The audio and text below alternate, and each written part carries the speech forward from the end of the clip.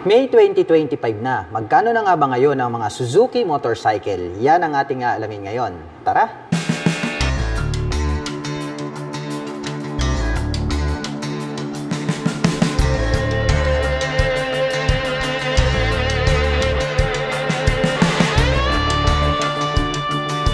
Suzuki V-Strom 250SX. Meron po itong full LED na headlight. Naka-pop up naman po. Ito pong kanyang mga bulb type na turn signals. At meron po itong clear color na visor. Naka-traditional telescopic fork dito sa harapan. Habang naka-monoshock absorber naman po dito sa likuran. At may sukat na 100 by 90-19 dito sa harapan. Habang mayroon naman pong sukat na 140 by 70-17 dito sa likuran. At ito po ay gumagamit ng single rotor disc brake with 2-pot caliper with ABS. Habang naka-single disc brake with single pot caliper dito sa likuran with ABS. Ito po ay naka-cast wheel at naka-dual purpose pattern tires. Naka-fully digital meter panel display, naka-mechanical key ang ignition at ito po ay naka-naked handlebar. At mayroon po itong integrated na USB charging port dito po sa harapan. At ang kanya naman pong mga button selectors, mayroon po itong passing light, high beam and low beam, turn signal selectors at ang kanyang horn. Habang dito naman po sa kabila, mayroon po itong engine kill switch at ang kanyang electric starter. At mayroon po itong 12 liters na fuel tank capacity at mayroon naman po itong fuel consumption na 35 km per liter. Ang ganda rin po ng pagkakayari nito pong kanyang upuan. Mas mataas po itong ating back rider seat compare natin dito sa rider seat. At naka two-tone color combination naman po na black at gray ito pong kanyang seat cover. Silver color naman po ito pong kanyang integrated na grab bar at converted na rin po ito as rear carrier. Triangle shape naman po ito pong kanyang full LED na tail light at bulb type naman po ito pong kanyang mga naka-pop up na turn signals. Stylish po ang dating nito pong kanyang stock pipe at mayroon po itong dual exhaust. At mayroon po itong 6-speed manual transmission. May integrated na mudguard at chain protector. At ito po ay mayroong 249 cubic centimeter engine displacement to be exact. Naka single cylinder, single overhead cam, 4-stroke with 4 valve at nakakapag-provide po ito ng maximum power na 19.5 kW at 9,300 RPM. Habang nakakapagbigay naman po ito ng maximum torque na 22.2 Nm at 7,300 RPM. At mayroon po itong seat height na 835 mm, may ground clearance na 205 mm, may wheelbase na 1,440 mm at mayroon naman po itong kabuuang bigat na 167 kg. At ang presyo po ng Suzuki V-Strom 250SX ay nagkakahalaga po ito ng 229,000 pesos. At kung gusto mo naman pong kumuha ng hulugan ay kailangan mo pong mag-down payment ng 31,800 pesos. At mayroon naman po itong 10,641 pesos sa loob po yan ng 3 taon. Ito po yung kanilang pinakabagong Suzuki Gixxer SF155. Ito pong kanyang main headlight is pointed din po siya. Mayroon po siyang high beam and low beam at ang ginagamit niya pong ilaw is LED na po. Ito pong kanyang mga turn signals ay located dito sa bandang ibaba. Bulb type po yung kanyang ginagamit. Equipped naman po ito ng traditional telescopic fork para sa kanyang front suspension. At ito naman po ay mayroong single rotor disc brake with 2-pot caliper na bi-brake. Silipin natin ito pong kanyang fully digital meter panel display. Naka-mechanical key ang ignition. At mayroon naman po itong 12 liters na fuel tank capacity. Malapad din po ito pong kanyang upuan. At mayroon naman po itong 5-speed manual transmission. Naka-V-shape design naman po ito pong kanyang tail light. Blue color naman po ito pong kanyang integrated na grab bar. Naka-disc brake dito sa likuran. Very sporty looks po ang dating nito pong kanyang stock pipe. At mayroon po itong dual exhaust. Naka-monoshock absorber ang kanyang rear suspension. At ang presyo po nito pong kanilang pinakabagong Suzuki Gixxer SF155 ay nagkakahalaga po ito ng 114,900 pesos. At kung balak mo naman pong kumuha ng hulugan ay kailangan mo lang pong mag-down payment dito ng 13,800 pesos. At mayroon naman po itong 5,702 pesos sa loob po yan ng 36 months. Papunta naman po tayo rito sa kanilang mga underbone. Pagdating sa mga underbone, number 1, kilalang kilala po itong kanilang Suzuki Rider 150 dahil ito nga po yung kanilang binansagang underbone king. At ito pong kanilang Suzuki Rider 150 Fi ay mayroon po silang 3 color variation na mayroon dito sa kanilang shop. Mayroon po tayo nitong maroon, meron po tayo nitong blue color at ito pong white color. At ang kanya naman pong braking system dito po sa harapan ay naka single rotor disc brake. At pointed naman po yung pagkakadesign nito pong kanyang tail light. At mayroon po siya ritong circle shape para po sa kanyang brake light. At ang kanya naman pong braking system dito sa likuran ay naka disc brake din po ito, kaya napaka-forma ng kanyang dating. Ito po palang kulay ng kanyang cast wheel is orange color po siya. Nakaterno naman po ito dito po sa kanyang decal. At mayroon naman po itong fully digital meter panel display, naka-mechanical key pagdating sa kanyang ignition. At ito pong kanilang 2024 version ay nagkaroon na po siya ng additional na storage dito po sa bandang gitna. Kaya inyong makikita may susian rito, pwede nyong buksan at pwede po kayo ritong maglagay ng mga small papers or belongings. So mayroon na din po siyang compartment dyan sa bandang harapan. At ang presyo po nitong kanilang Suzuki 150 Fi ay nagkakahalaga po ito ng 121,900 pesos.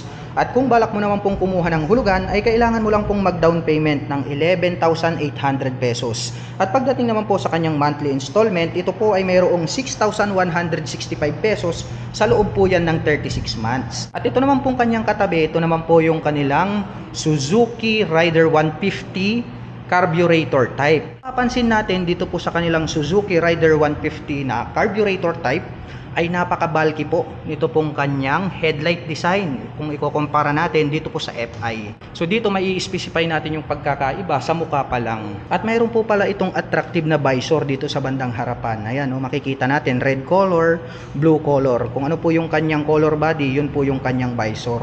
At ang kanya naman pong braking system dito po sa harapan ay naka single rotor disc brake. Hanggang dito po sa likuran, naka-disc brake din po yan. Kaya gaya ng sabi ko, napakaangas po ng dating nitong kanilang Suzuki Rider. Dahil kahit na yung carburetor at yung kanilang FI ay the same lang din po silang naka-disc brake.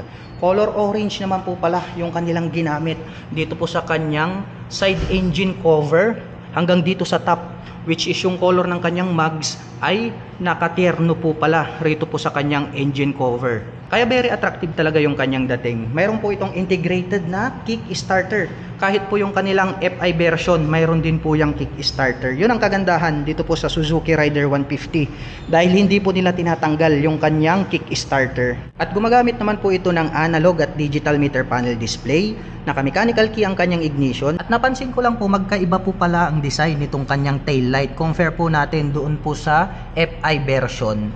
Very pointed po yung pagkaka-design nito pong kanyang tail light. Included na po rito yung kanyang turn signals. At ito pong kanilang Suzuki Rider 150 Fi carburetor type ay mayroon pong 4 colors available dito po sa kanilang shop ngayon. At ang presyo po pala nito pong kanilang Suzuki Rider 150 na carburetor type ay nagkakahalaga po ito ng 108,900 pesos. At kung balak mo naman pong kumuha ng hulugan ay kailangan mo lang pong mag-down payment ng 9,300 pesos. At pagdating naman po sa kanyang monthly installment, ito po ay mayroong 5,625 pesos sa loob po yan ng 36 months. Ito naman po yung kanilang Suzuki Rider J crossover 115cc. At ito po ay naka-fuel injection na po siya. Kaya asahan po natin na matipid na po ito sa pagkonsumo ng gasolina. Ang cute po pala nito pong kanyang headlight design. White po ito pong kanyang headlight cover. At gumagamit po ito ng bulb type para po dito sa kanyang main light hanggang dito po sa kanyang mga nakapop up na mga turn signals. Gumagamit naman po ito ng traditional telescopic fork, black color para po rito sa kanyang front suspension. Mayroon po siyang rubber boots. Naka-single rotor disc brake na flower design with Nissin na single pot caliper. At ito po pala ay naka-spokes rim set. At ang kagandahan niyan, naka-semi dual purpose pattern tires po ito pong kanyang mga gulong. Mapunta naman po tayo dito sa kanyang meter panel display. Ito po ay gumagamit ng analog meter panel display. Naka-mechanical key ang ignition at ito po ay naka-naked handlebar. Ang lapad din po pala nito pong kanyang upuan. Black color naman po ito pong kanyang seat cover. At dito po sa kanyang side profile, may nakalagay po rito na Suzuki decal, Rider J, and then may nakalagay po dyan na FI or fuel injection na decal. At dito po sa kanyang side cover, may nakalagay naman po rito na crossover in white color na decal. Yan naman po yung kanyang model name. At ito naman pong kanyang engine is glossy black, may naka-intact dyan na Suzuki. At ito po pala ay mayroong 115 cubic centimeter engine displacement. At ang motor po na ito ay naka semi-automatic. Meron po itong side stand at center stand. At ito naman pong kanyang swing arm is tubular po siya na square type, metal po yan. At ito po ay equipped with dual shock absorber para po dito sa kanyang rear suspension. Meron po palang susian rito na kung saan ay pwede po nating buksan ito pong kanyang upuan dahil ito po ay mayroong underseat compartment na 18 liters. Kung hindi ako nagkakamali dahil hindi natin siya mabubuksan. At ito naman pong kanyang taillight matulis at ang kagandahan niyan, included na po rito yung kanyang mga turn signals dito po sa kanyang taillight assembly. At ito naman pong kanyang stock type, combination po ito ng silver and then black color. Mayroon naman po itong single exhaust. At gaya po ng sabi ko sa inyo, ito po ay naka-spokes rim set. Itong kanyang hub is silver color po siya. At gumagamit po ito ng mechanical trailing or drum brake para po sa kanyang rear braking system. Pero ang kagandahan niyan, yung front is naka-single rotor disc brake. Kaya maporma yung kanyang dating.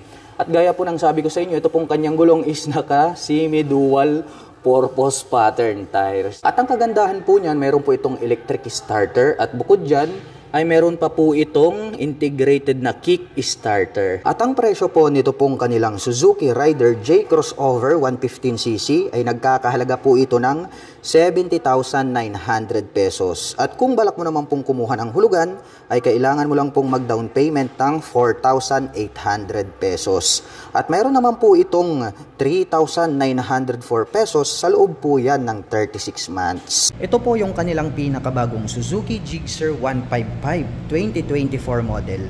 Ang ganda po nito pong kanyang headlight design. Dito naman po naka-install dito pong kanyang mga turn signals na naka-pop up at bulb type po yung kanyang ginagamit. At pagdating naman po rito po sa kanyang front suspension, ito po ay equipped with traditional telescopic fork.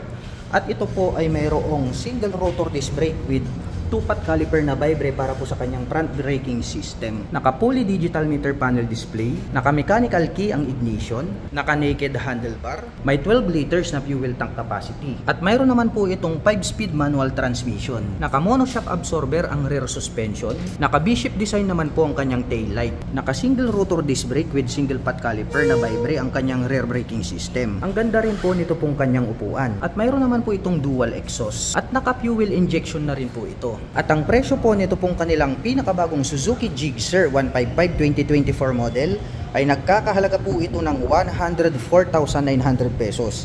At kung balak mo naman pong kumuha ng hulugan ay kailangan mo lang pong mag-down payment ng 11,800 pesos. At mayroon naman po itong 5,291 pesos sa loob po yan ng 36 months. Ito po yung kanilang Suzuki Bergman 125EX para po siyang maxi scooter.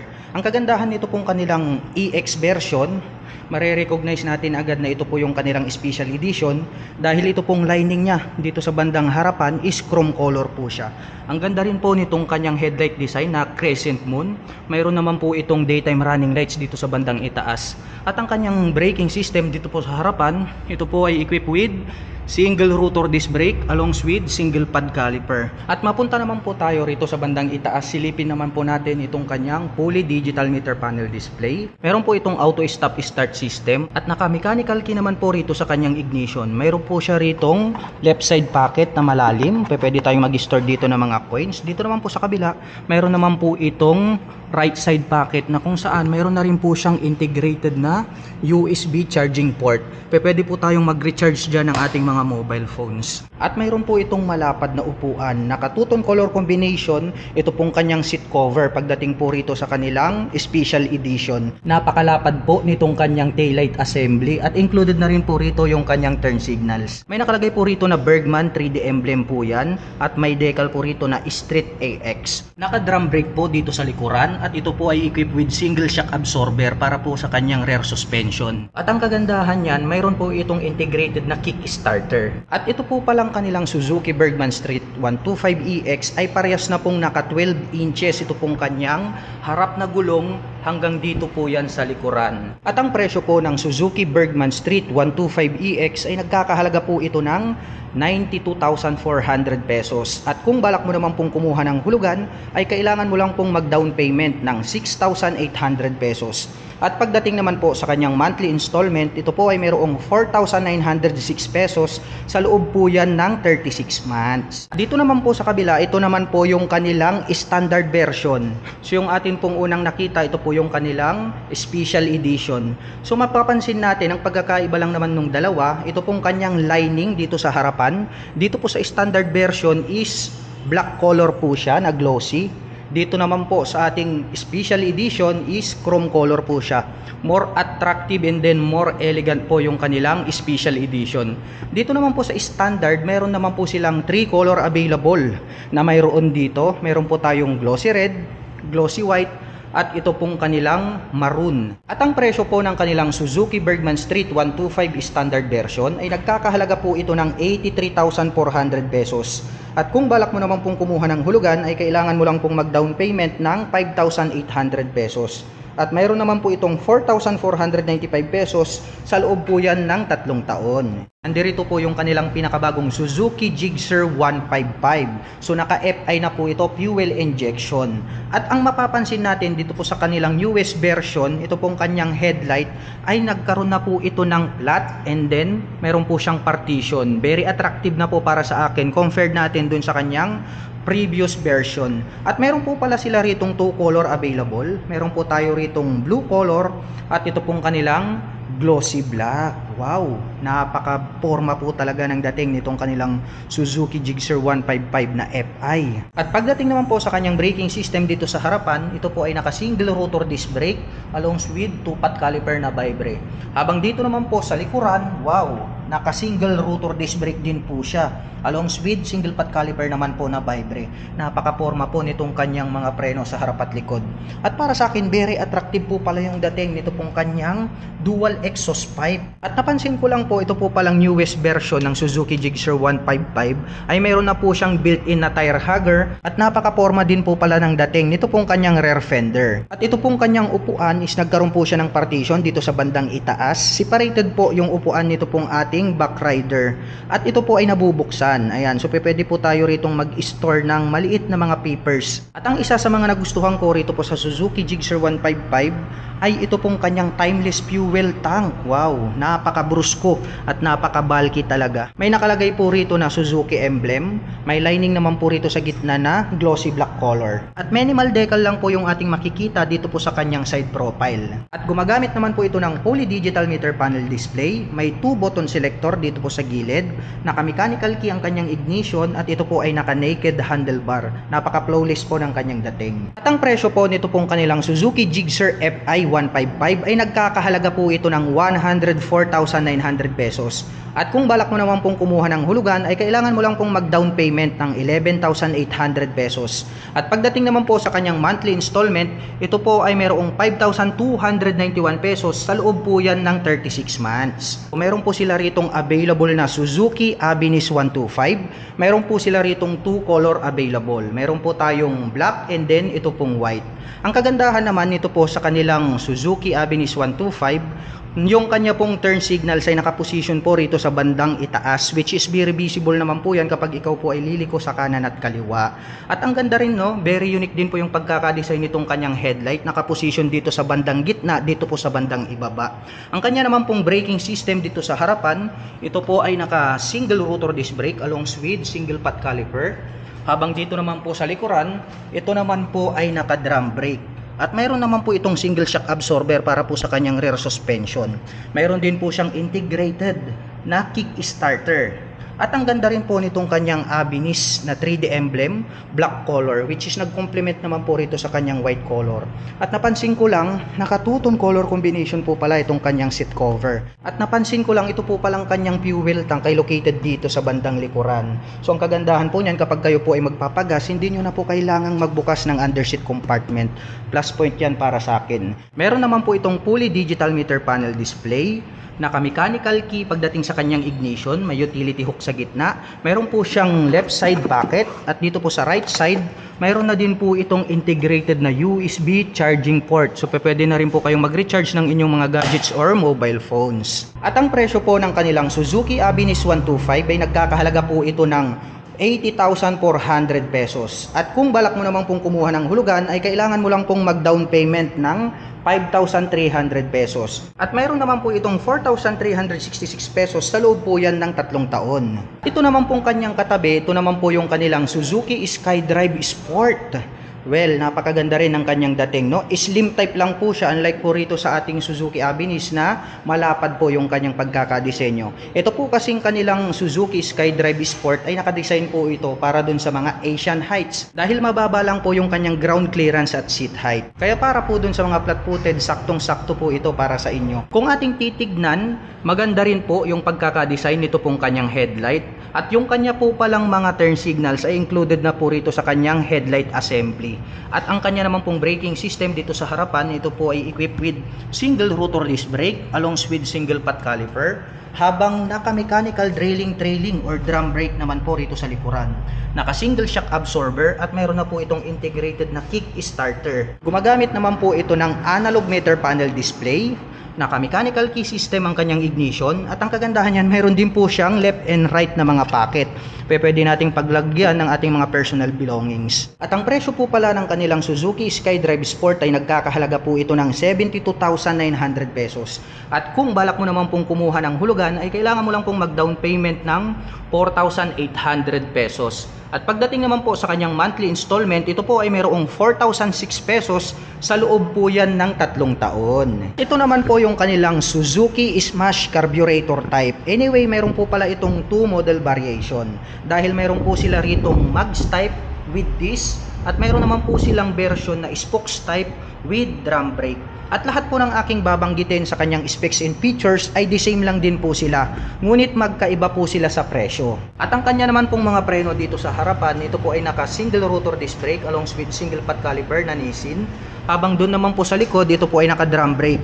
At ito pong kanilang Smash na carburetor type ay naka dual shock absorber sa likuran. At gumagamit naman po ito ng analog meter panel display, naka mechanical key ang kanyang ignition, may integrated na kick starter, at semi-automatic po ang motorcycle na ito. At kapag inyo pong bubuksan ito pong inyong upuan, nandirito po yung kanyang susian sa bandang likuran. At ito po pala ay merong enough na storage na pwede po nating paglagyan ng ating mga personal belongings. Nandirito na rin po yung kanyang fuel tank under the seat. At ang presyo po pala nito pong kanilang Suzuki Smash Carburetor type na nakamags ay nagkakahalaga po ito ng 68,400 pesos. At kung balak mo naman pong kumuha ng hulugan ay kailangan mo lang pong mag-down payment ng 4,300 pesos. At mayroon naman po itong 3,801 pesos sa loob po yan ng 36 months. Habang ang kanila naman pong Suzuki Smash Carburetor Spokes type ay nagkakahalaga naman po ito ng 63,400 pesos.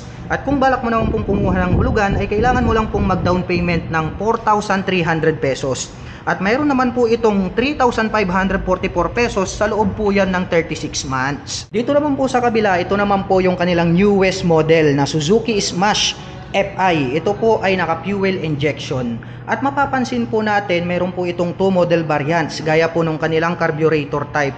Mayroon din po itong mags type with disc at mayroon din po silang version na spokes with drum brake. Ngayon naman po ay aalamin natin. Lahat po ng aking babanggitin pagdating po sa kanyang features at specs ay pareho lang. Ang pagkakaiba lang po nila ay ito pong kanyang mga braking system dito sa bandang harapan. Mapapansin natin dito po sa kanilang bagong Suzuki Smash FI na medyo mas malapad na po ito pong kanyang headlight dito sa bandang itaas compare po natin dito po sa kanilang carburetor type. At yung kanya pong body and design is magkaiba na rin po sila. Medyo mas aggressive na po yung pagkakadesign nitong kanilang FI version. Kaya dyan po natin makikita kung yung ating mga users ay naka-FI ba or naka-carburetor type. At ito naman po ay naka-drum brake dito sa harapan with spokes. Habang ito naman pong isa ay naka-mags type naman po with disc. At pareho naman po silang naka-analog meter panel display. Naka-mechanical key ang kanilang ignition. May integrated na kick starter. Naka-dual shock absorber dito sa likod.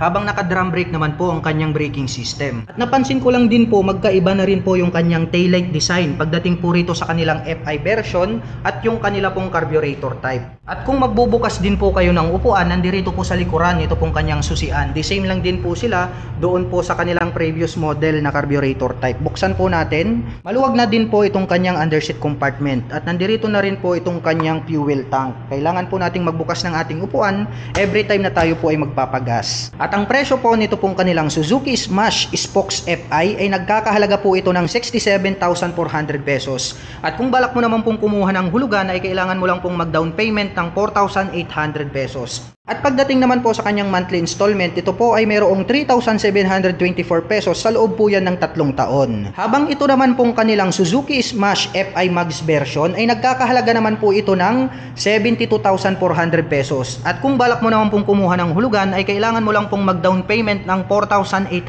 pesos. At mayroon naman po itong 3,981 pesos sa loob po yan ng 3 taon.